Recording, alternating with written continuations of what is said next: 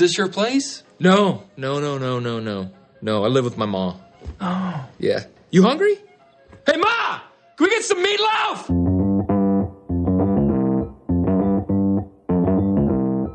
Live from Joe's mom's basement, it's the Stacking Benjamin Show.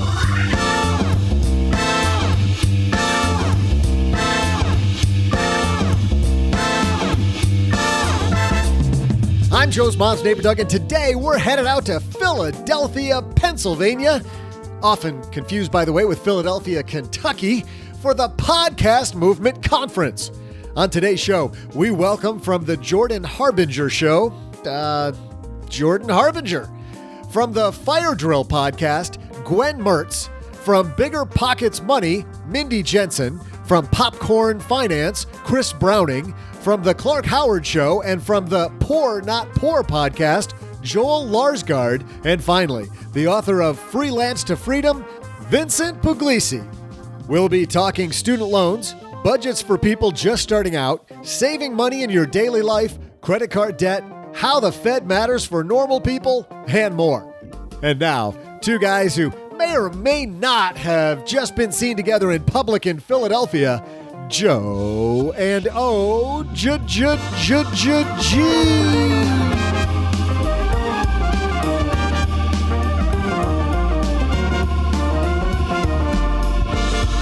It's a little like Groundhog Day. How so? Well, people saw their shadow. They saw us together. You can't do that. You can't see us in public together. Hey, everybody. Welcome to the Stacking Benjamin Show. I am Joe Salsi, High Average Joe Money on Twitter, just so you know which voice is which. And across the card table again, freshly backed along with me from Philadelphia, the Mr. OG.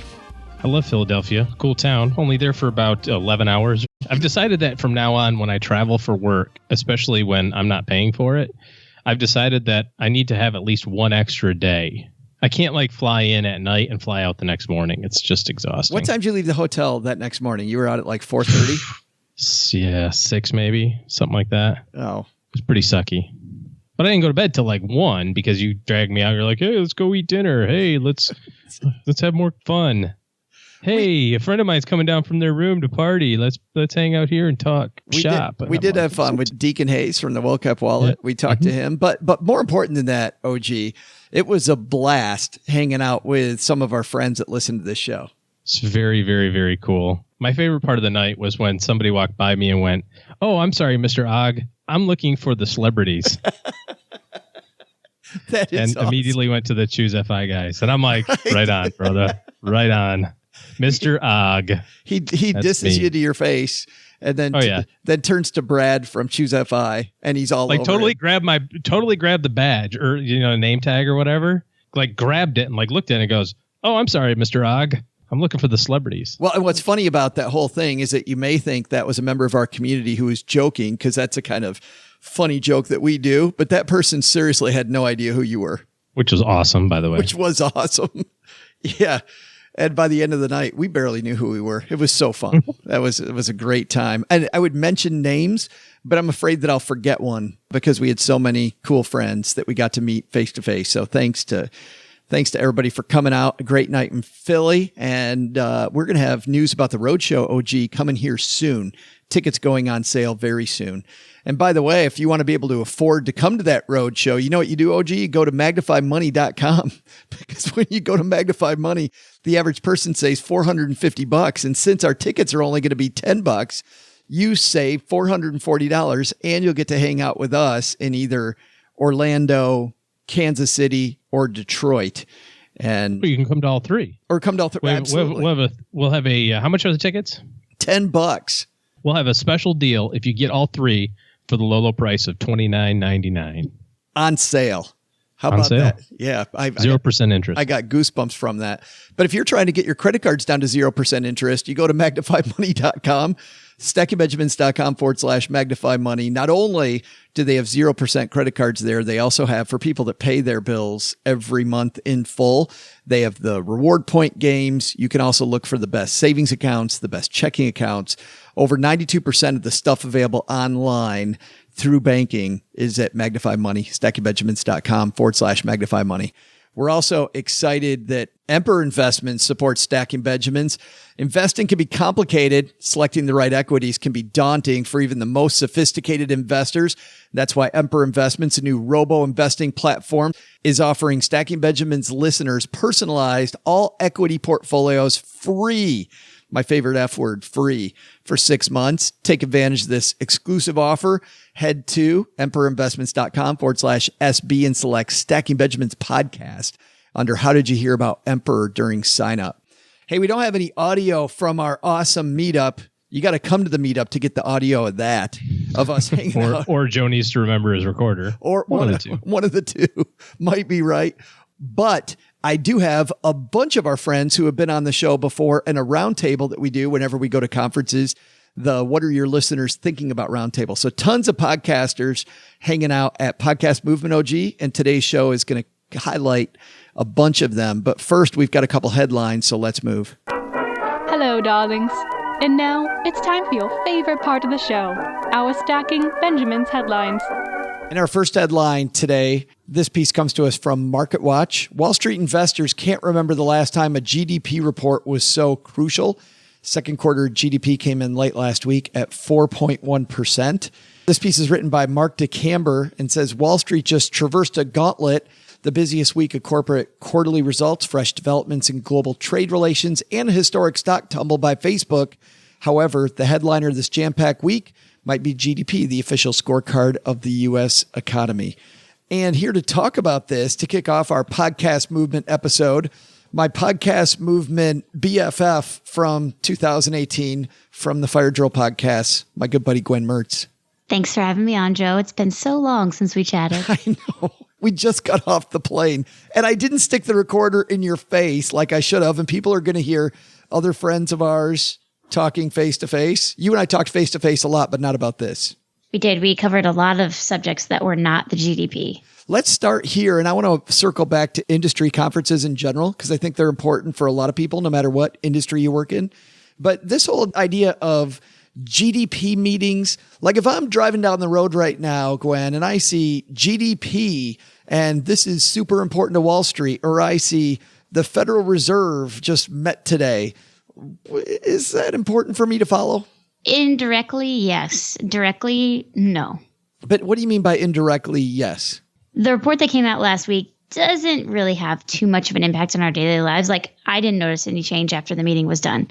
But this is going to directly affect us later, because this means that the markets are doing well, the economy's doing well. And so we're going to see some interest rate hikes from the Federal Reserve in a few months, which will directly impact us. Let's talk about those interest rates. What does it mean when the Fed raises interest rates? It means the cost of borrowing money goes up. So your mortgage, your car loan, or even the, what are those old things that banks have that people don't really care about these days? Oh, those CDs? Yeah, even CD rates are affected. Kind of. I saw something the other day that said that Bank of America made a bunch of money because nobody's really demanding that CD rates go up, which is so they just kept it. Isn't that nice? The bank is our friend. So kind, so caring. With friends like that, who needs enemies? I know, right? But for people out there that have debt, this is a really serious issue, Gwen, because we're in this rising interest rate environment, which means you better pay your debt soon. Yeah, for those people who have like variable rate loans, for like student loans, those could go up. If you're in an ARM for a mortgage, next time you get another mortgage, it's going to probably be higher. So it'll cost more to borrow money. Let's talk about this idea then. I have an adjustable rate mortgage right now, or I can invest that money. I've got free cash flow. What do I do? Well, I mean, it kind of depends on your personal situation. You know, personal finance is personal. Oh, but listen to you. you have to say that at least once an episode, right? Right. But it all depends on your comfort level with the debt. Like, where's your threshold? Is a 4% mortgage too high for you? Is a 5% mortgage too high for you? We are in the middle of the best bull market in history. Right now, if you can stomach it, it's better to invest it in the market because it's going up. But if you're not comfortable with that and you don't like having that hang over your head, like I don't, then it would be better just to pay it off or refinance into a regular 30-year mortgage. I totally agree. In the face of a rising interest rate environment, especially, lock that thing in. even though, Gwen, that might cost people money over the short term, right? Your adjustable probably is lower than what you're going to refinance to if you go to, let's say, a 30-year loan. Yeah, I mean, it costs you money to do that. Like $3,000 to $5,000, depending on the size of your mortgage and where you're at. Yeah, and the interest rate initially might be a little higher at first, but then you're locking it in and don't have to worry about it. So you and I just spent a bunch of time together at Podcast Movement. Let's talk about industry conferences. Why did you go? Because you said that it was really good and that I would learn a lot, and so I should go. And for some reason, I trust what you have to say, so I went out on a limb and I bought a ticket. And you know what? I really hate to say this is like physically paining me right now, but Joe was right. It was awesome. I was not fishing for a compliment. I promise. I totally wasn't. But did you go to industry conferences in your past jobs? No. Never. The only conference that I have ever been to in like this capacity is FinCon. Okay. I think the big lesson is to go, because I found no matter what job I've worked in, like the networking, my passion about the job, my willingness to want to wake up every day and meet the day versus just go to work. Like whether I'm working for somebody else or working for myself, it usually is it seems to be a great use of money. Yeah, it did cost a little bit to go and to have a place to stay and food to eat, but I won a microphone that costs more than I would spend on a microphone ever. Like I would never have this level of microphone. And so that right there paid for the entire conference, not to mention all of the value that I got out of the information that I learned. But I have to say, people don't know this. Tell how you won the microphone. Oh yeah, this is a good story. So I go over there and this booth is giving away some stuff. They hand out these little note cards and they're like, let's have a podcast contest. And I'm like, oh no, I live under a rock. I don't know people. I don't know their podcast names. And so they're like, what's Terry's gross podcast name? And I was like, I don't know what her show on NPR is called. I don't know. So I failed that one miserably. But I was like, you know what? Maybe there would be something that doesn't require podcast knowledge. So then they're like, we're having a rock, paper, scissors contest for this mic. And I was like, oh, I am in. And you know what? I beasted it. Made my way to the top. So the fact that you really are a third grader at heart pays off. I also collect crayons and love chocolate milk, so 100% accurate. I'm with you on the chocolate milk. I skipped the crayon part, but I do board games. Is that sufficient? Are you playing like Life and Sorry? Well, some people say I'm sorry because I spend so much time playing board games, but that's a whole different thing.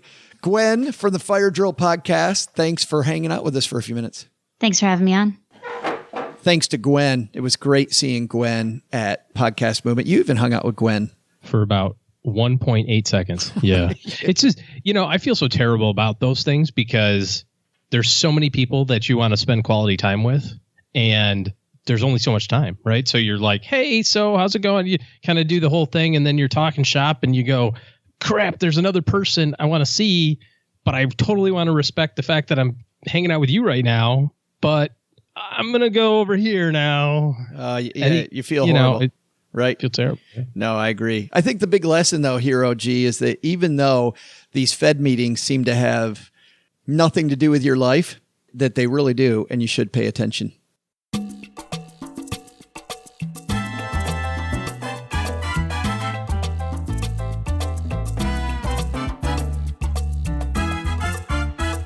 All right, man, I took my recorder around the halls of Podcast Movement. Yeah, not that one. Right. From fourth grade? Wouldn't that be funny if I was playing Hot Cross Buns? Like walking around. Dun, dun, dun. No, not that recorder. Not that kind of recorder. Okay. But I caught up with our friend Jordan Harbinger first, and some of the cool stuff they've been talking about lately. He gave us an update on some of the cool techniques from guests that he's had on his show.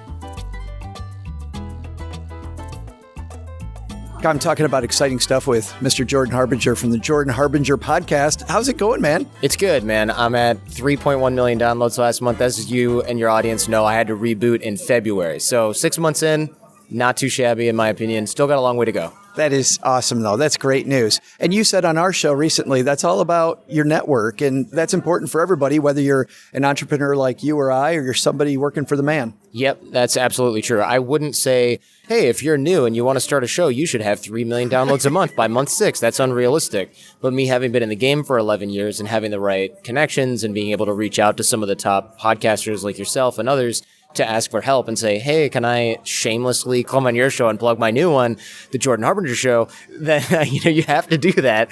at a certain level to get to where you are. And that requires connections and relationships with people who trust you and think that it's worth having. I'm surprised you didn't say the Jordan Harbinger show available on Stitcher, iTunes, Apple Podcasts, Google Play, wherever. Right. Or our own very own, or CastBox, who sponsored me to be here. Absolutely. There you go. There it is. Now we got it. Yes.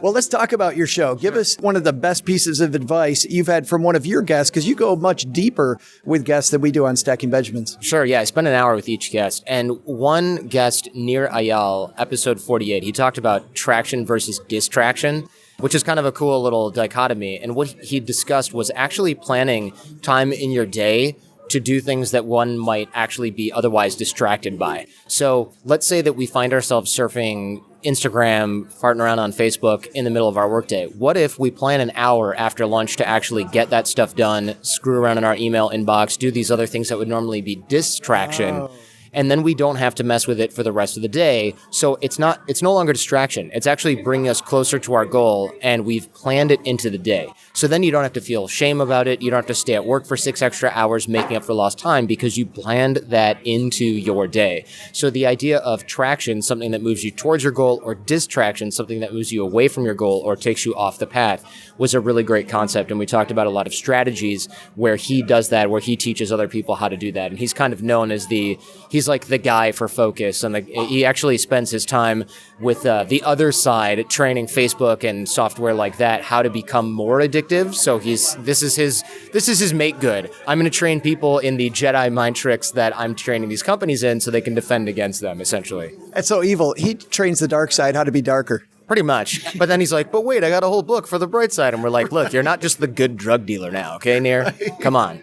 It reminds me, Dr. Thomas Stanley, the guy that wrote The Millionaire Next Door, also wrote a book for, if you're somebody marketing financial services, how to find those millionaires next door. So he gets every piece of the puzzle, which, by the way, is another good idea for entrepreneurs listening. Like, think about not just your thing, but how many different offshoots of that thing that you can create from that. Sure. Yeah. I mean, what we started doing at Advanced Human Dynamics, which is my training company, we train executive protection specialists, so bodyguards, in verbal and nonverbal communication, persuasion, and influence. We train civilians in the same thing, but it's also the core focus of the Jordan Harbinger show, neuroscience, persuasion, influence, and nonverbal communication. So we have those two sort of branches, one of which is free and the other one which is sort of like behind the scenes, a little more corporate and high end.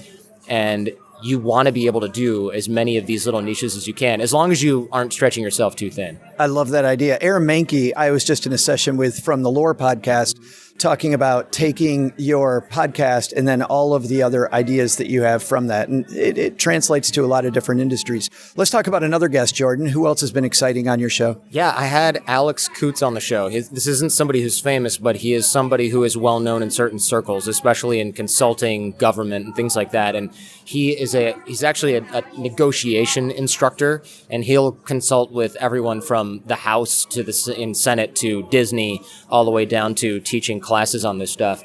And one of the really interesting bits of advice that he gave that I'd never really thought about is you literally never should say yes to the first offer given in a negotiation ever. Even if you go to a job and you're thinking, well, I want to make 30 grand, and they're like, we're going to pay you 130 grand. You should still say no. And the reason for this is any quick yes is you not negotiating with the other side. There is always room to negotiate. And no matter what you're doing, there's always an opportunity to negotiate. And if you don't do that, you're always leaving money on the table. So by saying yes to the first offer, you are 100% of the time leaving some benefit, value, or usually money on the table. So you always say no. Of course, you do it in a polite way. And he explains how to do that in the episode of the show. We did a whole 3-part series on negotiation that he uses. And this is stuff he's using in the highest levels of U.S. government, international relations, politics, and of course at companies like Disney and other people that are using this to make millions/billions of dollars. So I tend to take that advice,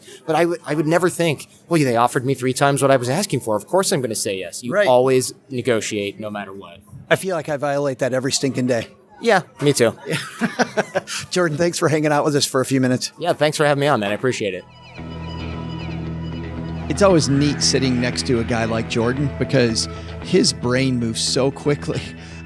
I don't know how that guy ever has a time when he's not a little intense. Like he is constantly. I know the feeling. on his game. Somebody said about him the other day, our friend Dave Jackson, by the way, congratulations to Dave. He's a guy that teaches people how to podcast. Dave was inducted this last week in Philadelphia into the Podcasters Hall of Fame. And I know what you're saying. You're saying one of two things, either A, that's cool, or you're saying, I didn't know podcasters had a Hall of Fame. One of those might be correct, but congratulations to Dave. But Dave, when talking about Jordan, he said, Jordan doesn't have a B game, OG. He's just A game all the time. Speaking of A game, we also did a roundtable at the FinCon booth. Thanks to our friend Phillip Taylor for helping us out. But let's go to this roundtable with our friends Chris Browning from Popcorn Finance, Joel Larsgaard from the Clark Howard Show and the Poor Not Poor podcast, and of course, the wonderful Mindy Jensen from Bigger Pockets Money.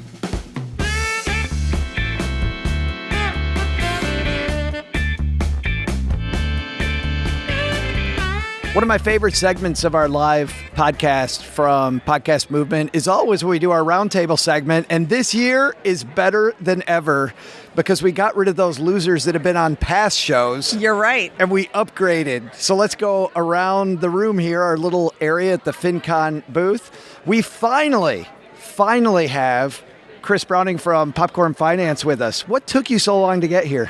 It's that West Coast time zone, you know? No one wants to talk to me. And actually, he isn't kidding because we've talked about you being on the show for a while, and it is the time zone change. Yeah, everyone's asleep by the time I get off of work, so that's right. Yes, he can't get down to Mom's basement in time. And from the Poor Not Poor podcast, and also from the Clark Howard Show, it's the one, the only, the very tall Joel Larsgaard. Yeah, super tall, ridiculously tall. People stare at me, and it's awkward. So I want to take my picture with the tall man. I get that all the time, and I think it's because I look so pretty, but no, it's just because I'm freakishly tall. So, yeah, glad to be here, man. Yeah, I'm glad you're back. Glad to have you back. And Mindy Jensen from Bigger Pockets joins us. Bigger Pockets Money. Bigger Pockets Money, yes. The not tall Mindy Jensen. Not tall, but very fun. Mindy Jensen. Always fun. Yes, and I can't. Have you been on a roundtable before? Once? I have not been on a roundtable. I have been a guest on your show, but I have not been on a roundtable. Yes. I'm like, I can't. And every conference I go to, you are there, so we see each other a lot. Right, and you avoid me. I'm actually really loud, so you're just like, she's everywhere. That's right. We didn't talk at all about your shows, though. Let's go around and do that, because I totally forgot. Chris, tell everybody about your show, Popcorn Finance, because it's awesome. Oh, thank you. So, premise is talk about finance and about the time it takes to make popcorn. So it's a super short form podcast, a lot of fun, just make things that are complicated, simple, and in a short amount of time. Maybe that's why I like it so much, because I dig popcorn. Yeah. I get hungry every time I hear about Chris's stuff. Sounds great. Joel, you have a very unique approach also. Yeah, so in a similar way to Chris, we want to make finance approachable on the Poor Not Poor podcast. And so my co-host Matt and I, we pop a craft beer every week. We drink something awesome and kind of expensive usually and talk about how to save money.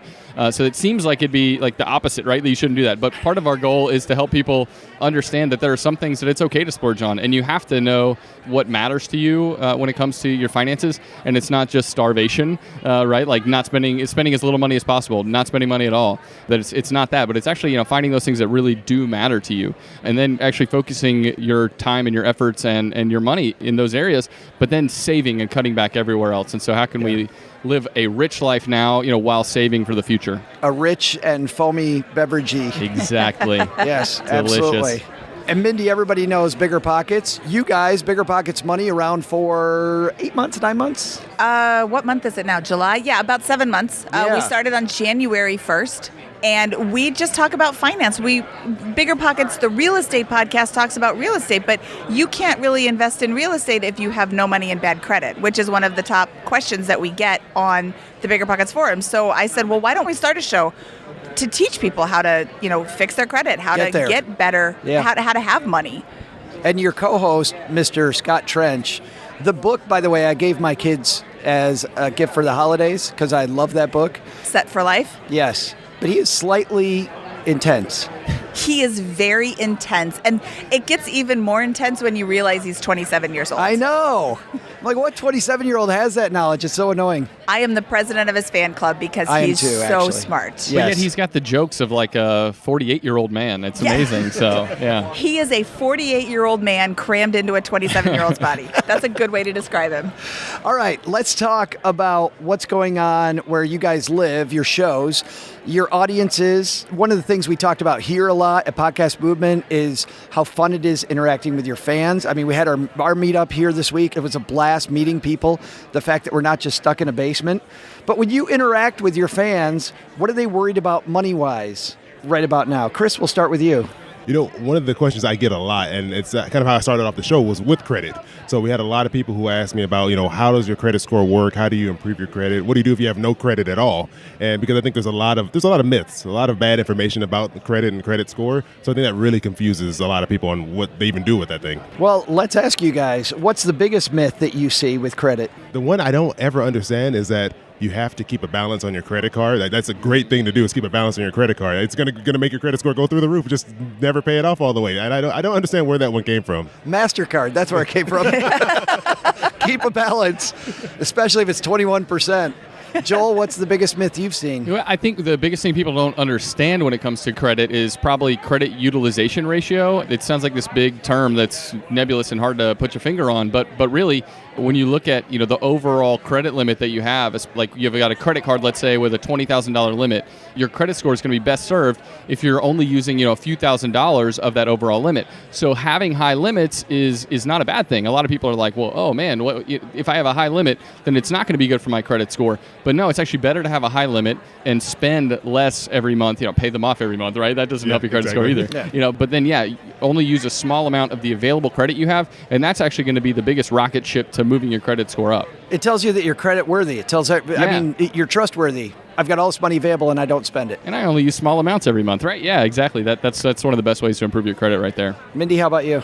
So people will decide that they want to pursue financial independence or, whatever, and they're like, I'm going to get rid of all of my credit cards. That's not really a good maneuver. Obviously, if you're never using that Victoria's Secret credit card, you can close that. But if that's the credit card that you've had open the longest, your length of credit history is also a factor in determining your credit score. So you want to keep whatever is your first card, even if it's some garbage card. Not that Victoria's Secret is. I use mine. I use mine all the time. I don't know what you're talking about. But if it's some card that you're never going to use, if it's still open, keep it open to have that length of credit history as long as possible. But is that a problem? Mindy, to your point though, do you guys think that people hear that one all the time, keep the credit open, and do you think that causes problems with people that can't handle money? I think it can. It's a great recommendation because, you're exactly right. You need to keep that credit history open. But I guess there are people out there who it's just way too tempting. I've seen people just take their credit card and freeze it in a block of ice and throw it somewhere in the back of their freezer. So it's like, I don't have to close it, but it's so hard for me to go use it that I just don't have to worry about it. You kind of forget. You always feel stupid when you got the hairdryer out. Yeah. Right. And I'm not talking about leave every single card you've ever opened open. Yes. Just, you definitely want to leave your first one open. And then, like Joel was saying, credit utilization, if you've got 27 cards and $100,000 in limit, that's great, but maybe you don't need that much. Maybe you only need $20,000 in limit open because you're using that $3,000 every month or whatever.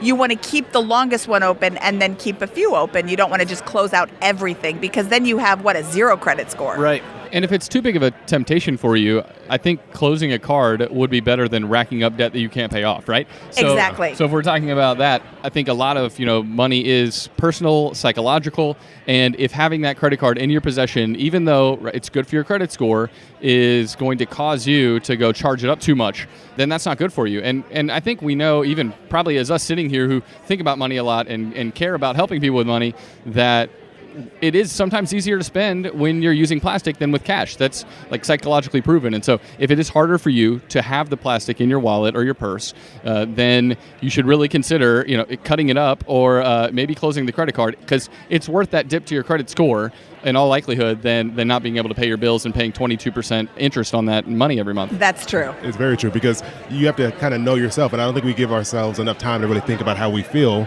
and how we relate to money. And I think you're going to need to understand how you relate to money, what are your temptations, what are your limits, and really adjust your financial plan to fit your style and how you think. There's like a by the book answer, and then there's like a how I actually live kind of answer, right? Exactly. So. Right. And even just cutting up the card, like you said, that will allow you to not use it, but you haven't closed out the account just because you cut up the card. Yeah. Exactly. Yeah. That's great advice. I love that.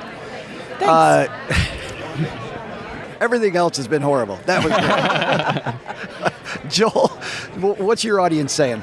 Yeah, so we've had questions recently about saving for a kid's college, and so listeners that are in their late 20s, early 30s, starting a family, and it's like, hey, should I be saving for a kid's college? Obviously, the cost of college are astronomical. The amount of debt people are taking on, kids are taking on, and parents for their kids going to college is astronomical. And so many parents or soon-to-be parents feel like they are doing their kid a disservice if they don't open up a 529 account.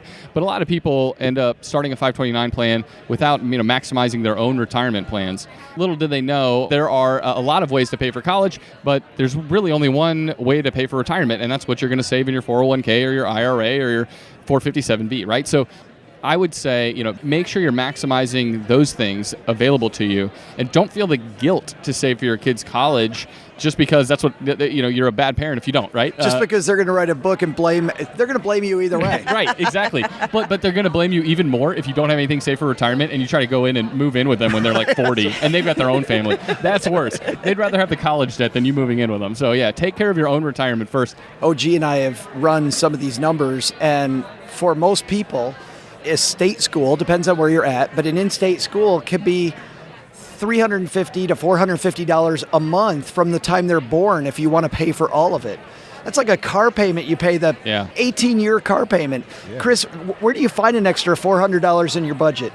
I mean, that could be really hard. And I've heard a lot of recommendations on, how to be more frugal and how to cut back. But I think the thing I always come back to is increasing your income is going to be your biggest method of finding that extra money, because you can only cut so far. You can only eat so many bologna sandwiches before you're like, I can't do this anymore. So, whether it's doing something that's like a traditional side hustle, like an Uber or a food delivery type of thing, or maybe you're going to do something online. There's so many ways for us to make extra money now because of the internet that you have a lot of options. So I always suggest people try to make some more money in different ways you can, because you always have time. There's some time hidden there that you don't think you have that is available, and you'll probably enjoy life a little bit better if you can make a little bit more money than to cut out everything you enjoy in your life. Where do you stand on that, Mindy? Are you more of a make more money person or cut expenses person? Well, I am more of a cut expenses person, but only because I think that so many people have so much they can cut. Obviously, there's going to be the person that can't cut anything else. But for the most part, you have a cell phone that costs you $150 a month. Well, why? You've got Ting and Republic Wireless that are like $10 a month or whatever. There's a lot of different ways to cut your spending. You just have to look at what you're doing. So I would recommend, a two-pronged approach. Yeah, you can cut your expenses, but you can also make more, and then that's how you can find money for college. But I was actually at a family reunion a couple of weeks ago, and my aunt, whose daughter is just going into college, was telling me about all these different resources that her high school had for getting scholarships. And my cousin spent a lot of time preparing for these scholarships and applying for them. And like every time a new one would pop up, she'd just apply for it. She had a system in place, and she got a lot of money. Her entire freshman year is paid for. Part of her sophomore year is paid for. You have to put a little bit of effort into it, but there's a lot of ways to pay for college besides you skipping your retirement planning. Some of the best advice anybody's given on this show, we had a guest, Natalie, the Savvy Financial Latina, on. And she said once she got that first scholarship, she had to work her butt off for that first scholarship. But once she got it, then she could tell all the other scholarships she was applying for that she was already a winner. And she said it was like she didn't have to work so hard anymore. All of a sudden they started flowing because people like people who are already verified successes. I mean, it's sad, but she ended up going from a little money to a bunch of money just by working for that first one. So, which also says don't stop after the first one. Yeah, don't stop after the first one. It's not like you just get one $1,000 scholarship and that's all you get. You can get as many as you want. Like people want to give money to people who already have money, they're also not talking to each other. They don't know that you already have $1,000. They'll give you another $1,000. Like, they don't know until you tell them. And applying for a college scholarship, you have to write an essay, typically. but it's, 500 words. Some people want 450. Well, you take that 500-word essay that you already submitted, you tweak it a little bit, and you submit it for the next one. So a bunch of work up front, not as much later. A bunch of work up front, and then they had this system where my aunt would say, okay, we need letters of recommendation, we need, your transcripts, and you need a 400-word essay about X. So she'd go through, okay, I've got this one, it's 500 words, I'll tweak it, now it's 400, here you go, and she would submit it. So the process to apply is really not that hard. It's not that long after you get it down. The first couple are going to take you a while, and then after that, apply for everything. Yeah, one more thing I want to say, too, is that 17, 18-year-old kids, man, their brain's not even fully formed yet. So don't let them pick the college they want to go to, parents. Have that discussion over and over. Start when they're 15 and 16, thinking about, hey, this is where we can afford to send you to school. We have to have that conversation with our significant other in every facet of life. Can we afford this trip? Can we afford this car? And we have to start setting our kids up to understand the reality of money. And this is the perfect time to do it when they're getting close to going off to college. Hey, we can't afford to send you off to this, private school in another state. It's just way too much money. Right? You got to know kind of how smart, where they're at, right, in their life. And I don't know, Joe, you have older kids than me, so you might think I'm a fool for saying this. You probably do. I was just going to say that Joel's sitting his 2-year-old down talking about this right now. I know. She knows. I'm doing that. I am talking to my girls. They're 11 and 8. I'm like, ooh, you want to go to the Colorado School of Mines. Yeah. That's the only college that's there. It's the coolest school. Well, you're just really setting them up to start thinking about some of those big issues, right? It's a conversation, and it's not like this authoritarian rulership over your kid's life, but it's saying, hey, these are the trade-offs for, and here's how this debt's going to impact you, over the coming decades, and just helping them think through that as opposed to just, that college looks cool, Mom and Dad, and I think I want to go there. So I think one of the things that you pointed out is saying, I can't... Were you just raising your hand? Well, thanks for calling it out on audio. Nobody can see that if you don't say something. Was that I want to talk next? Yes, no, I just never had anybody on this. That's pretty cool. I've never had Mindy, anybody. Your turn. I'm sorry you don't have any polite people. Thank Mindy, you, Joel. You can speak now. What you said about bringing into the conversation early, we can't afford that. There's a lot of shame around this sentence. We can't afford that. That shouldn't be there. You don't have all the money in the world, Joe. So there are some things you can't afford. How do you know? I know. You don't know that. I broke into your computer. Into the basement? I broke into the basement. I cracked open the files. You hid all the Bitcoins in the basement. Oh, well, okay. Then I'm really breaking into your basement now. All the Bitcoins. Yes. But yeah, you can't afford everything. Right. No, I agree. You can afford anything. You can't afford everything. Somebody I know says that. I know. I'm not sure. If only somebody said that. Chris, how did you decide where you went to school? I went to a state school, and I think I got in right before the bubble, I guess, started blowing up and prices got crazy. My whole 4 years of college cost about $12,000. Oh, that's awesome. And the year I graduated, tuition doubled. And so I got out just in time. So I was very fortunate to be able to have my parents were able to help me because it wasn't, $12,000 is still $12,000, but they were able to help me pay for it over the course of, 4 years. So it wasn't as overwhelming. So I don't even know, what it'd be like now going back to that same school. So Chris's advice, buy a time machine. Yeah, go back in time. There it is. Done. We're done here. Mindy, what are your listeners talking about? My listeners are talking about just getting started. We're a newer show, and we're piggybacking off of the real estate podcast. So I'm kind of introducing the concept of financial independence to a whole new group of people. They're interested in it. They want to learn more. They want to learn how to get started. So we're talking about tracking your spending.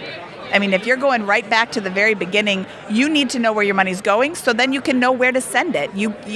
Everybody spends too much, or most everybody. You're probably perfect, Joe. Right. But everybody else spends too much money. I'm raising my hand. How do you know? I'm going to punch you. How do you know that your spending is aligned with your values if you don't know where it's going? So first step is track your spending. Second step is reduce your spending. Wait a minute. If you can remember the steps, I want to stop on the first one. Okay. Because what do you use to track your spending? Quite frankly, I am old, so I use a notebook on the table. Oh. Right when I walk in the door, there's the notebook saying, hey, remember me? You have to put all of the money that you just spent in me. I'm older than you. I use an abacus. Okay, no, perfect. I engrave in stone tablets. That's right. Chris is like, I use an app. I do. I'm more old school than you. Oh, Chris, you're so cool. You're so cool. I used an abacus before everybody did. No, I use Clarity Money. I don't know what do you use, Chris? I've been using Mint for years. I just picked it up, right? I think I don't even know when I started using it, but it's like you get locked in, you really like it, you get used to the system, and that's just been what I've been rolling with all this time, and it's worked well for me. Yeah, so I use Mint too. I love it. I love being able to see everything in one place, get a snapshot too of like the total amount that I've got in the accounts and the total amount of where I'm at on my credit cards that month. Just to kind of see that snapshot and then be able to see every single purchase that I've made, because pretty much all my purchases, right, they go on plastic, and so it's good to see all that stuff in one place. And then we kind of transfer everything over to a Google spreadsheet at the end of the month, so we can kind of track month to month then at that point. But we use kind of Mint as that base place where we can see everything. When you say spreadsheet, I realized I said I use Clarity Money. I also use Tiller. I've been playing around with Tiller the last couple months. Yeah. And I really find myself spending more time with Tiller lately just because of the spreadsheet thing where I'm a guy that wants to dumb it down more and more and more. And most people use spreadsheets so they can make it more and more advanced. I like the fact that with Tiller, I'm like, yeah, I don't want that granularity. Let's take it out. Like if I could do that on Clarity Money, I'd take out even more stuff. So interesting. Yeah, I'm with you, man. I think most people are like that too. I think people want simplicity when it comes to money, and so many financial gurus and people have made it so hard and inaccessible to figure out, how do I track my spending? And we make it this multi-pronged, really difficult thing to do. And so anytime we can make things easier for people, and some of these apps are one of the best ways to do that. The apps are just so simple to attach your account so that you can see everything in a snapshot. I've heard great things about Tiller. I haven't tried it, so I definitely need to get on that train. But yeah, any way that we can make things simpler for people, because, we all have busy lives, families, kids, friends, neighborhood cookouts, all those things going on. We just don't want to think about our money all the time. So any way that we can help people figure out how to do it simpler I think it's great. Which is what I like to Mindy's point. I like the fact that you kind of have a system. You come in the door, it's on the table. That's the first thing I do. It's like taking off your boots. Exactly, and that's why I have that right there, because I will forget. I started this back when I was a stay-at-home mom, and I've got 2 little kids running around, pulling me in 9 different directions. When you walk in the door, you've got your hands full of groceries, and the last thing you're thinking about is writing down your spending. But as you walk in, it's right there. You have to purposely ignore it in order to ignore it. And I've got a pen there, and it's real easy. What's the date? How much did I spend? Where did I spend? And what did I spend it on? It showed me that I was going to the grocery store every single day. I'm just picking up one thing. Well, whoever goes in for one thing. Yes. You might go in for one thing, but you come out with a whole bag. Right. If you do that every single day, your grocery spending is going through the roof. I read this book about going to the grocery store once a month, and I'm like, well, that's not enough, but once a week. I limited it to once a week on purpose, and I never would have made the connection because I drove past the grocery store on my way home from the gym. I just stopped there. It's just a thing I do. You talked about it's right there and you can't avoid it. I put my running shoes there every day, and I find a way to still avoid them. Oh, yeah, I can avoid my running shoes forever. I still find a way. Like, no, running shoes, I'll be back tomorrow. It is true. There are these little things that you can do that set yourself up for success, though. And something like laying out your running outfit, before you go to bed the night before and setting your alarm. There's a 90% chance that you're going to run the next day if you do that. And there's a 0.2% chance you're going to run the next day if you don't. Right. So, yeah, setting yourself up for success, like with what Mindy does and laying out your running shoes, those are good things to think about, ways to set yourself up. And I think, too, question everything that you spend money on. When you sign up for Mint and you're pouring through your budget, always look like, I think it's good to sit down with your significant other, with yourself or a friend even, and maybe think about, hey, what's really important to me? Write those things down. Then when you look at your spending, it's so good to see, hey, does where my money is going every month, does it match the things that I really care about? And so I think that's a really good exercise for people to do, because they might find, man, I'm randomly spending a couple $100s a month on clothes.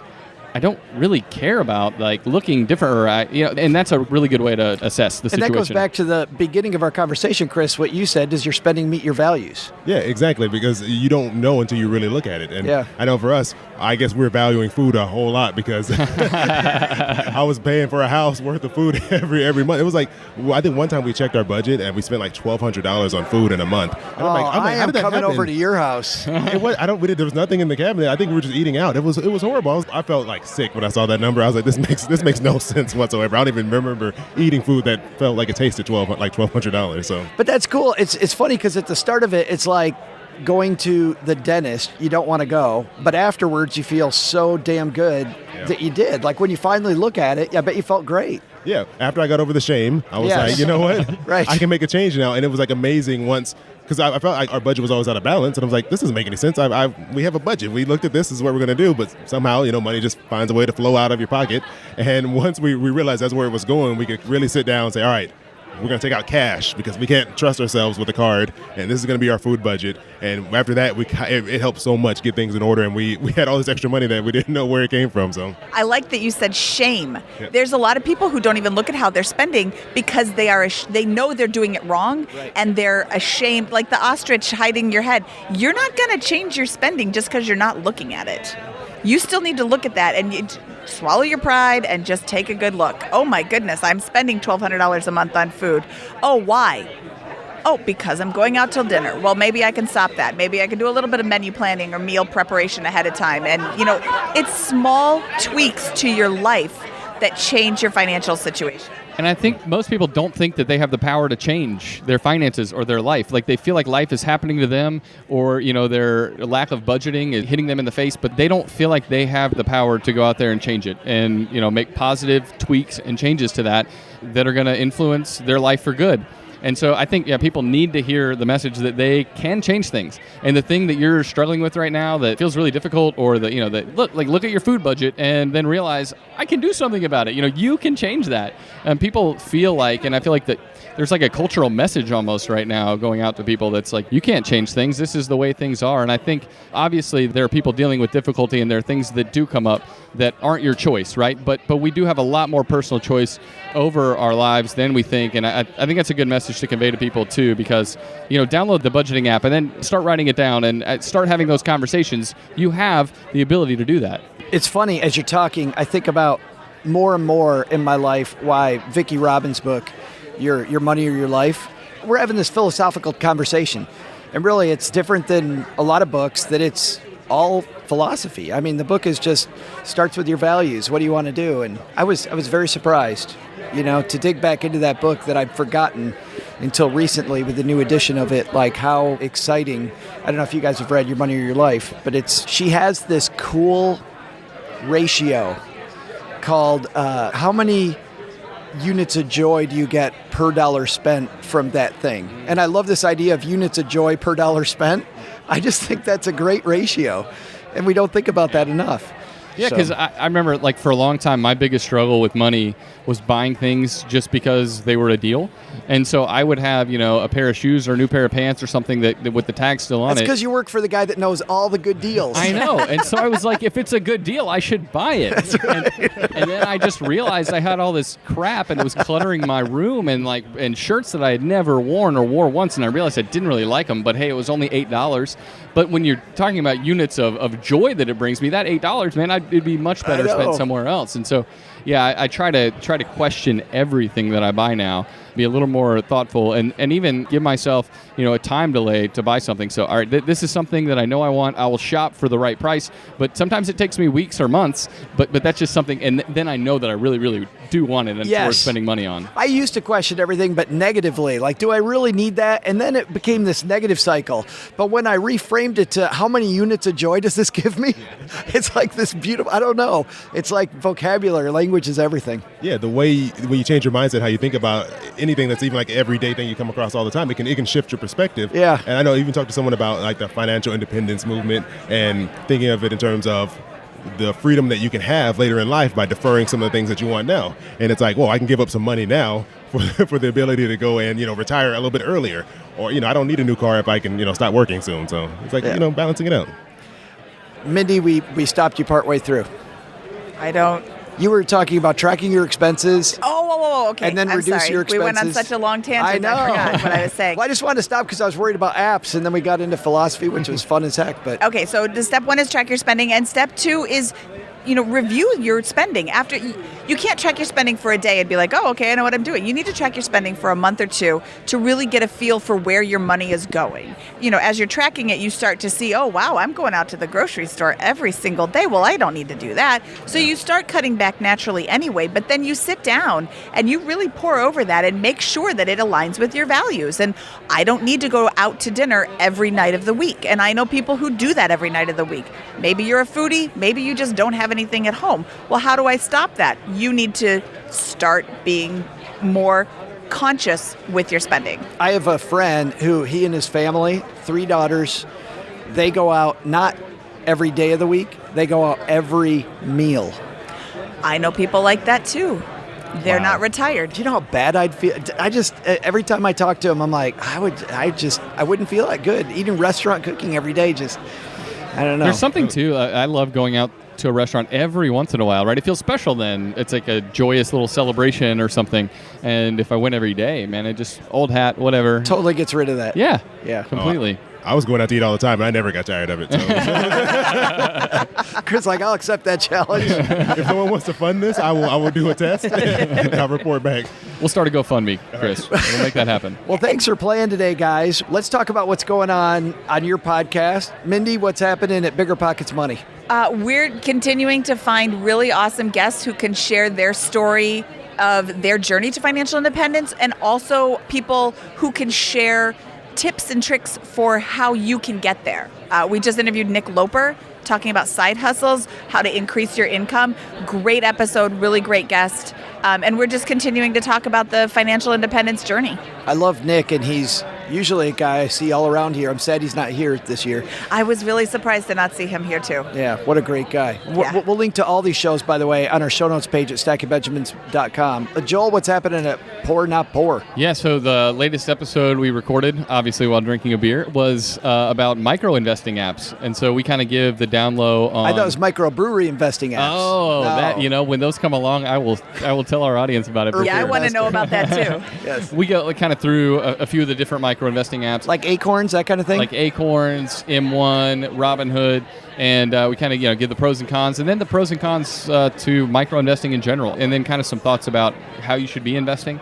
There are some pros to the micro-investing. It's really cool. Anybody can get in. But then there are also some downsides that you need to be aware of. And so, yeah, we discussed those on the latest episode. Yeah, but this fintech movement with all these little things, these cool, I don't know, man. I love the shiny objects that are coming out that most people don't know anything about. Yeah, I love it too. And some of these, specifically some of these micro-investing apps are so neat, and they democratize the system that anybody can start investing where it seemed impossible before, right? Like, oh, well, I don't have a 401k through work.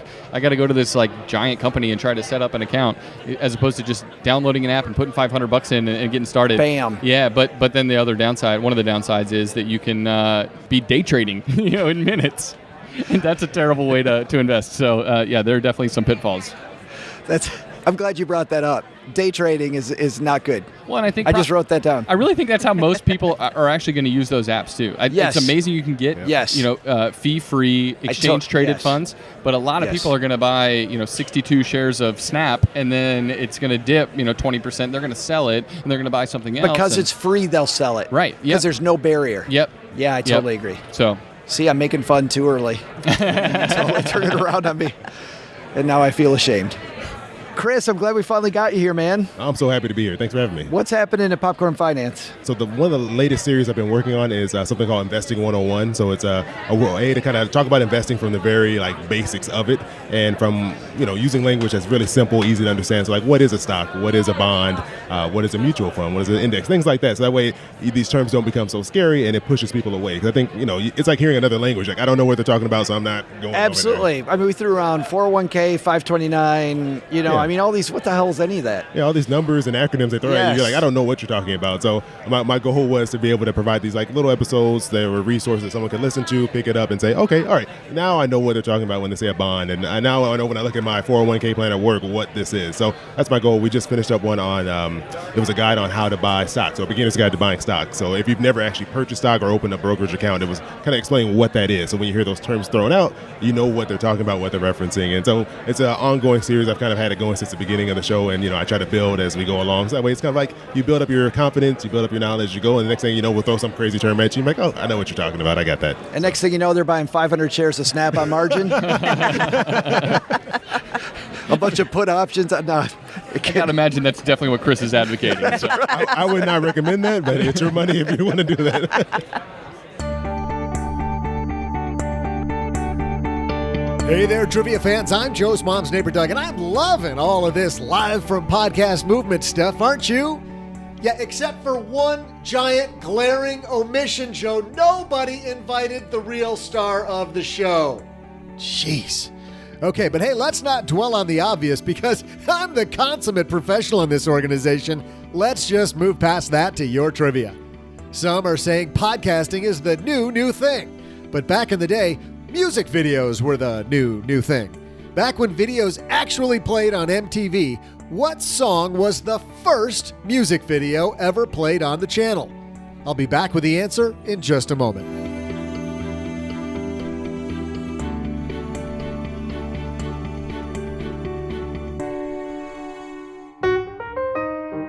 We're so happy we found out about Emperor Investments, and thanks to them for supporting our podcast. Emperor Investments is a new tech-driven investment platform looking to shake up the investing space, and they're giving all of us, Stacky Benjamin's family, personalized all-equity portfolios fee-free for 6 months. Emperor's portfolios comprise some of the largest and best-known dividend-paying U.S. companies.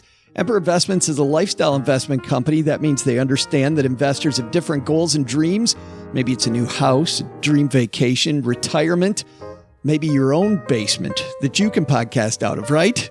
Emperor's platform creates customized portfolios designed to help you meet all those life goals. Emperor invests solely in individual dividend-paying stocks, giving you a tailored portfolio. To take advantage of this exclusive offer just for us, visit emperorinvestments.com/SB and select Stacky Benjamin's podcast under How Did You Hear About Emperor during sign up. That's emperorinvestments.com/SB. Thanks again to Emperor Investments for supporting Stacky Benjamins.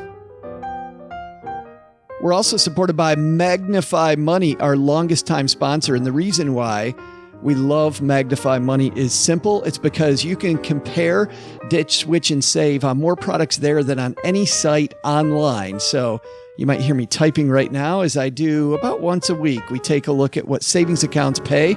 So it's easy. It's magnifymoney.com/Stacking Benjamins. It defaults to balance transfers. I'm going to go over to savings accounts and get personalized offers. I click that button and look at what happens. It brings it up. 2.05 is the top interest rate. That's Salem 5 Direct, and they get a grade of B on their fine print score. The minimum deposit is only 1 penny, and there's 8 user reviews, so you can take a look at how other people like it. Popular Direct is second at 2%, but they get an F on their fine print score. Pure Point Financial's third at 1.9. That takes a $10,000 minimum deposit, and they get a C. Synchrony's next at 1.81, Mutual One 1.81, SFGI Direct 1.81, and then Dollar Savings Direct at 1.8. Marcus by Goldman Sachs 1.8, Sallie Mae 1.75, Ally Bank 1.75, FNBO Direct 1.75, and American Express Personal Savings Discover 1.75, Quorum 1.75. And then down from there. See how easy that was? So easy. And not just on savings accounts, by the way. You can compare and save, whether it's on balance transfers, cashback rewards, 0% interest, credit cards if you're trying to get the man off your back when it comes to interest. I'll tell you the danger of these 0% interest cards, though. You got to cut up the current card and make sure you solve the real problem, which is your spending problem. Don't get a 0% card and then have 2 cards maxed out. Anyway, checking accounts, savings accounts, personal loans, student loan refinance, parent plus loan refinance, auto loans. It's all here. Check it out. StackyBenjamins.com/Magnify Money tells them that we sent you, as Mom says.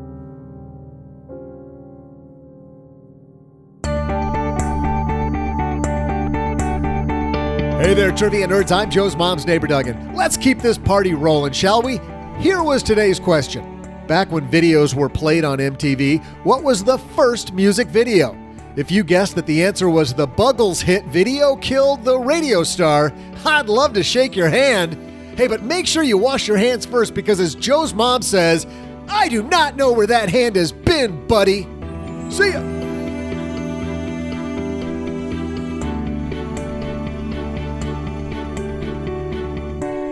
You hit that one out of the park, OG. Sweet deep fly ball way back. It's out of here. I love hearing how on all 3 of those shows, by the way, thanks to Chris, Joel, and Mindy for hanging out with us, how every audience is thinking about some other things. And I love the spectrum now and the ever-increasing spectrum of financial shows. Well, it just goes to show that there's 15,000 ways to get where you want to go, right? And there's no exact right answer. There's a whole bunch of really stupid things, and I think a lot of people agree on the stupid things, but you can continue to niche down and find more and more specialization. And in our podcasting business, we're seeing that more and more. It's great. Yeah, and by the way, if we ever figure out where we're going with this show, we'll let you know. We'll let you know. We will. Well, speaking of podcasters, let's get back on it. And also, speaking of Phillip Taylor, PT, as we call him, the guy that hosts FinCon, last year, as you know, OG, they opened it up to the community. And even if you're not somebody who's in media, you were able to come to FinCon. So I sat down with PT and asked him about this year in Orlando for people that are going to be in that area or for people that want to come to Orlando. Is this year's FinCon something that maybe our listeners might want to come to? And here's my discussion with him.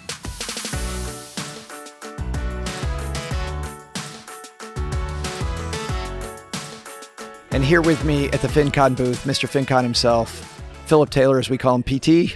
That's it, Joe. It's great to be with you. I'm losing my voice already. Uh-oh. It's only day 2. I know.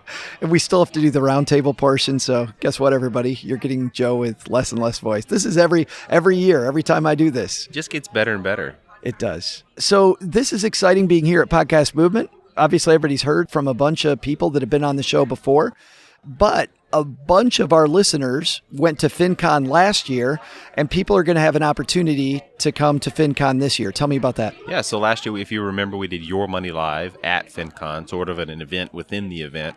And this year we decided it was best just to kind of open the whole thing up to the community, to folks who are from the general public who don't have a podcast or blog themselves, but who just are generally interested in personal finance or want to be around their favorite podcaster, Joe Saul-Sehy High, and be at the show the whole time and experience that. That's awesome. And so what do those tracks look like? We're calling it the Community Pass, and really you get access to the entire event. So you can't come to the digital marketing, tracks, but we have some specifically designed for folks who are from the general public. And that track mainly is there's 2 main tracks. So there's one is called the Money Conversations track. So it's all about personal finance, investing, financial independence, those kind of topics. About 8 different sessions we'll have on that. And then we also have what's called our Financial Innovation track. So you'll learn about kind of new cutting edge technologies, cryptocurrencies, business credit. We've got a couple others on that track. So Financial Innovation and the Money Conversations track is probably where you want to hang your hat if you were coming to the sessions. And then, of course, we have our keynotes, which is Rachel Cruz and Chris Hogan, who people I'm sure will be excited to listen from. I'm excited. I can't wait. Yep. Now, those Money Conversation tracks, those are also, guys, put on by people in the FinCon community that you've probably already heard on the show, a lot of them. Do we have any of the names yet for people who are going to put those on? Absolutely. So just off the top of my head, some that have come to mind are Mindy Jensen from Bicker Pockets, as well as Brandon Turner, who's also from that company. Yes. And then we've got Mr. Money Mustache himself. Not familiar with that name. No idea who that is. The man, the myth, the legend, who's going to come talk on our Money Conversations track is MMM, as I like to call him. I don't know why I call him that, but... Do you call him that to his face? Not really.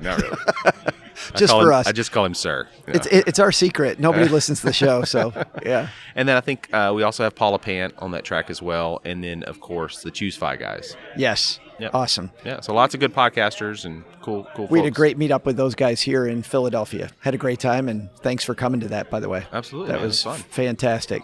And by the way, if you're coming to Orlando and you come a night early, we'll have tickets on sale in the next week for our live show. $10. We're at the Improv. We've been putting together, PT, our Tonight Show band. We can now state who the band is going to be. It looks like it's going to be Andrew Wang from Inspired Money. Harlan Landis, who plays About Everything, Mr. Plutus Awards, is going to be there. And Miranda Marquardt, who is my co-host on the Money Tree podcast, said she's going to play the tambourine. So that's going to be a fun part of the live show, and we've got a great script for that, but we'll have details. But let's talk about details for people that want more about the community track at FinCon. Yeah, more information about the conference in general can be found at finconexpo.com. But, Joe, I know you created a special link so folks can go through that. Absolutely. For tickets, go to stackingbenjamins.com/FinCon, FINCON. It's really easy. That's it. And we'd love to have you there joining with us. That's awesome. We want FinCon to eventually become the the Comic-Con of money, where it's just an entire week celebration of personal finance and investing and financial freedom. After last year, I already think of it that way. It was crazy when D1 got up there and he's crowd surfing. Yeah. So we're shooting for that, man. The more the merrier. So we'd love to have you. Thanks for hanging out with us for a few minutes. Absolutely. Thanks, Joe. That's exciting, huh? There you go. If you're in Orlando in September, come on by. Well, and here's what you do. You come a day early because that's when our show is going to be, the day before FinCon in Orlando. And by the way, we have a bunch of announcements. Number one, you just heard Chris Browning on this show. Chris Browning is going to be our opening act with his Popcorn Finance show. So, yeah, we're going to start off with an episode of Popcorn Finance live, and then our show live is going to feature Michelle Schroeder Gardner, who paid off over $30,000 in debt in a very short time and did something that a lot of people have struggled with. She created an award-winning online property, works for herself. You know where she lives now? She lives on a sailboat. And she's going to talk. Cool. Yeah, she's going to talk about finding financial independence, paying off debt. And she shares her income every month on her blog, Making Sense of Sense. She will be our star in Orlando, along with a host of characters, including our friends Paula Pant, Harlan Landis, and Andrew Wang, among others. But speaking of others, a guy who I absolutely love, Vincent Pugliese, was not only at our meetup in Philadelphia, we also talked to him about his road trip. If you remember, OG, when he came down to the basement a few months ago, talking about freelancing to freedom, he was on his way out west with his family, spending a few months on the road. And I wondered how that went, because it was an experiment to see if a family could just spend the winter together traveling and having fun. And also he was thanking all the people that promoted his book. And let's go to that audio with Vincent.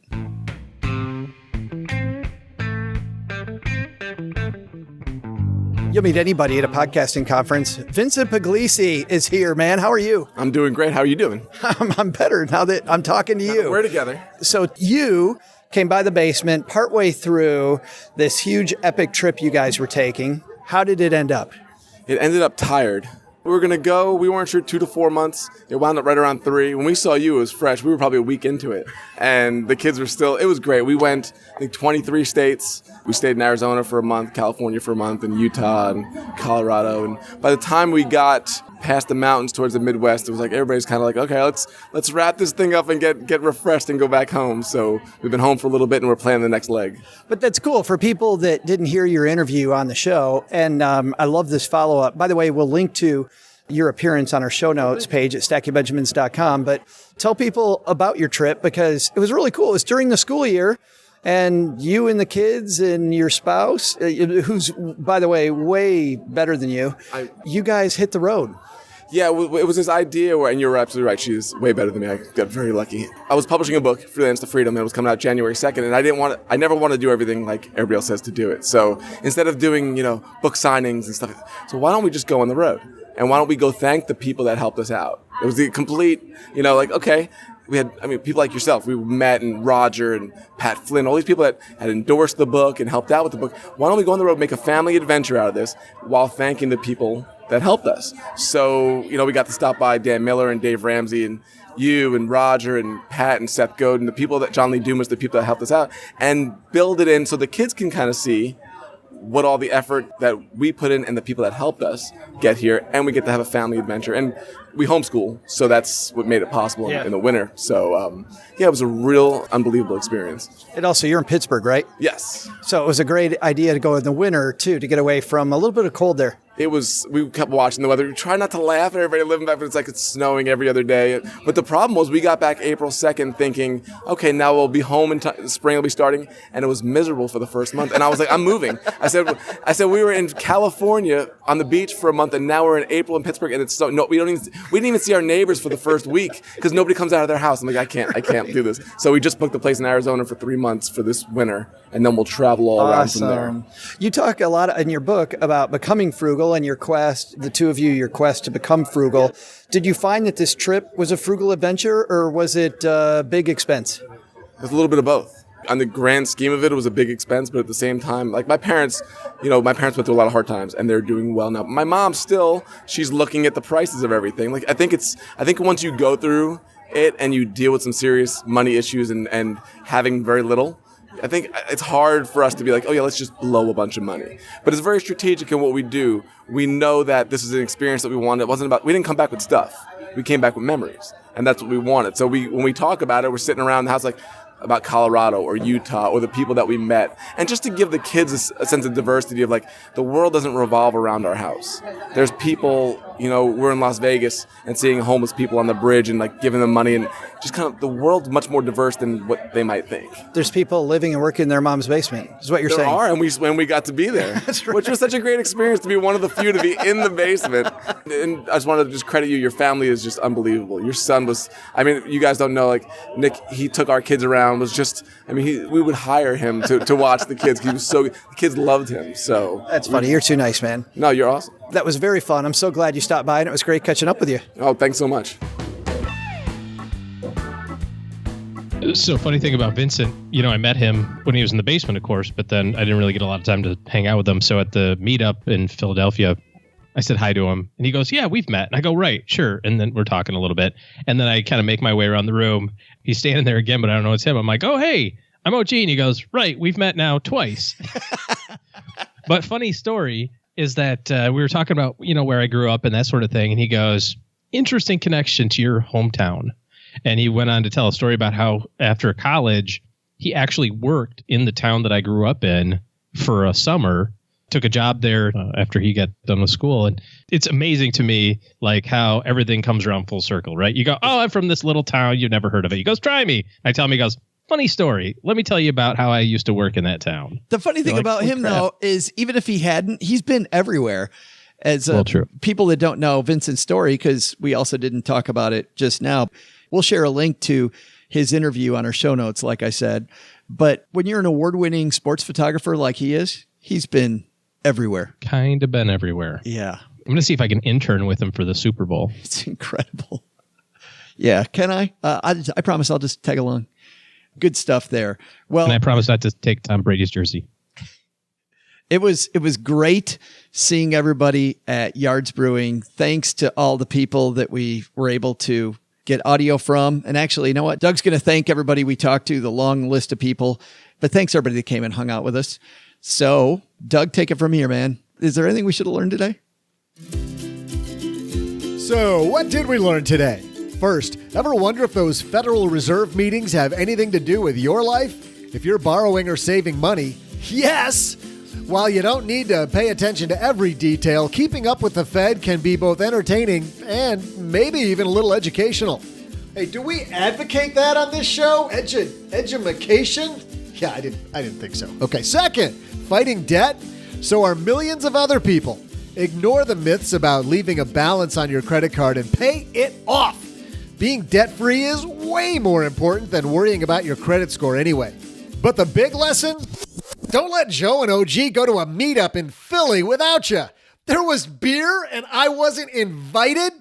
I could have been signing autographs all night. Man, you even gave out t-shirts without me signing them first. Jeez, you guys are amateurs. Come on.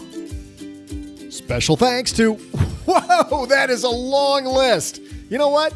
We'll just have everyone from Jordan Harbinger to Mindy Jensen, along with their podcasts and how to listen, listed on our show notes page at stackingbenjamins.com, yada, yada, yada.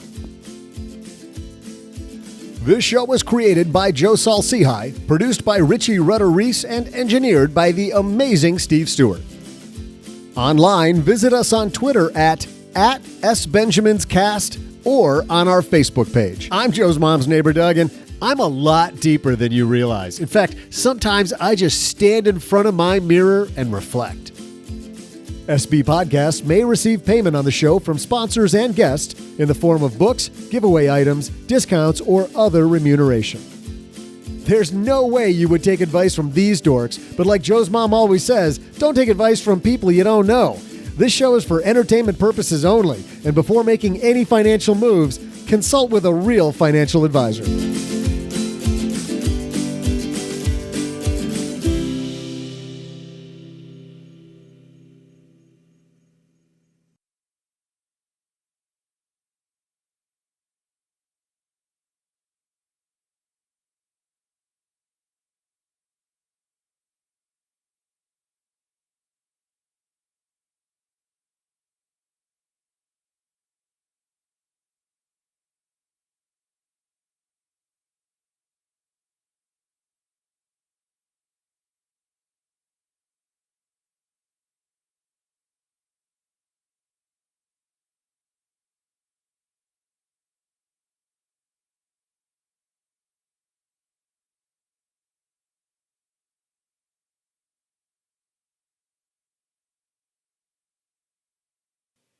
Welcome to the after show. This is the after show. Part of the show that doesn't exist. Shh. Don't tell anybody, people. You saw a movie and I saw a movie. We're going to try to use my movie pass, baby. Did you see the stock? Did you see what they did? They did a 250-1 reverse stock split. And it kept going 30, down. And it kept going down. And then it went back down to 2. If you look at the long term, at one point in time, split adjusted, the stock was trading at $25,000 a share, and now it's at $2. Well, that was a couple days ago. It is. I couldn't use it for my movie. It was actually grayed out. They added that new search. Yeah, they said they weren't gonna let you do it for Mission Impossible this weekend. Yeah. Or last couple weekends ago. Or well, now you gave away what I went to see, so everybody knows what I went to see. But let's do yours first. You went to see this little known guy. How do you pronounce this? Denzel. They're going to war with me.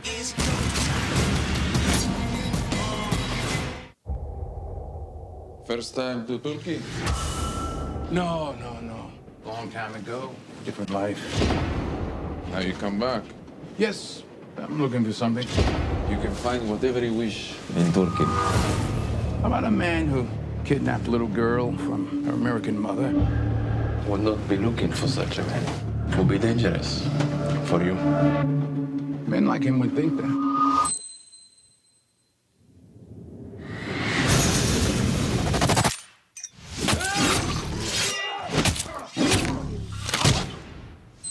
And Denzel proceeds to make a mess on a train. Clean up in aisle 3. I hated this movie. And it's totally my kind of movie, and I hated it. It was so boring. It was ridiculous. The first one was so good. This one, the storyline was all over the place. I hate to say it, but if you watch the previews, you kind of saw a lot of the good parts. It was really disjointed. He had like different, he's working as a Lyft driver and he's got this whole thing going on. And then he's got the relationship with his community going on where he lives. And then we find out that, he's also got another whole thing going on. It was stupid. Don't go see this movie. I'm really disappointed because I was looking forward to this one, but I should know better. A July release of an action flick ought to tell you everything you need to know about how good it is. I don't know. I went to see an action flick that was released in July.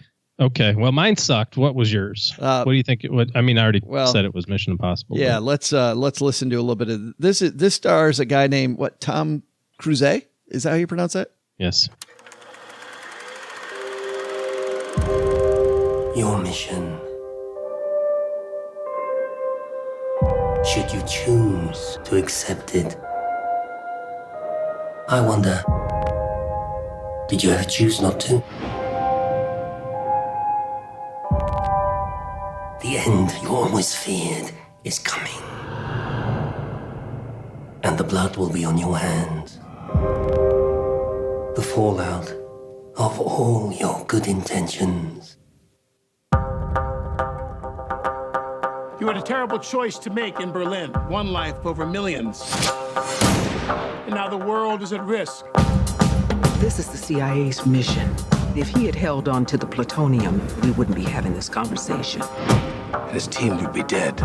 Yes, they would. That's the job.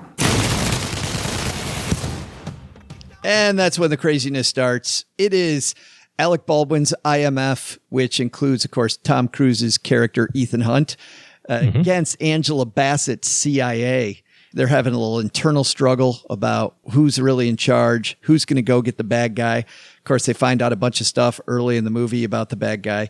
This movie's 2 hours and 20 minutes long. And to keep it short, I see... You need a break in the middle. Do they call time out halfway through so you can go get a fresh popcorn and Coke? I'm a 50-year-old man. I needed a fresh bladder halfway through. That's what I mean. Yes. So I was trying to be PC about it, but so you went right to it. Everybody else knew what I was talking about, but you had to spell it out chapter and verse. Not so subtle. I missed all the cues. But speaking of that, I think that this movie, though, hit all the cues. Every time I thought the plot was going right, it went left. Every time. And it's funny, you know who the bad dude is very early on. And I think it's really cool that they telegraph that, even though it's hidden behind their back. But you keep seeing him kind of peek, and you're like, yeah, he's really the bad guy. I mean, and I hope this isn't a spoiler if you haven't seen it. I haven't seen it, so don't spoil it. Well, but I really don't even think it's a spoiler because I was with a group of 5 people. All of us were like, yeah, from the beginning, we knew that was the bad guy. Like that totally was the person. And it didn't matter because all the other plot twists throughout the film kept you in it. It did feel, it's funny, it felt long, but it felt good. I mean, it was a good movie. That didn't sound good, did it? But it was really fun.